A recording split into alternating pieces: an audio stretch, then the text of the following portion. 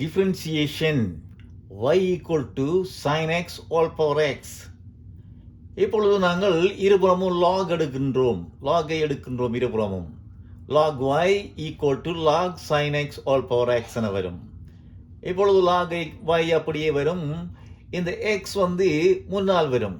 x log sin x என வரும். log rule படி x log sin x என வரும்.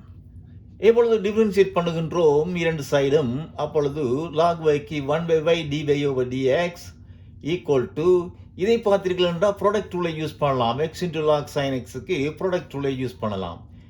x into log sin yக்கு 1/sin x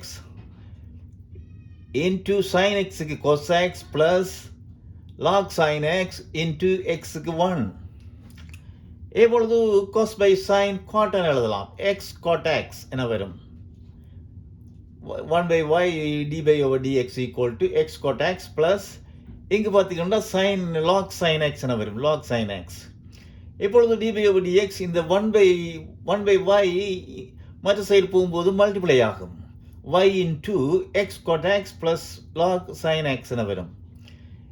yக்கு பதிலாக நாங்கள் sin x all power x ஐ சப்ஸ்டியூட் பண்ணால் sin x all power x into x cot x plus log sin x என வரும். இந்த ஃபார்முலாவை பாருங்கள். log xக்கு டிஃபரன்ஷியேஷன் 1/x, cot x ஐ cos x plus sin x ஐ cot x என எழுதலாம். இந்த வீடியோ பிடித்திருந்தால் லைக் பண்ணுங்கள்.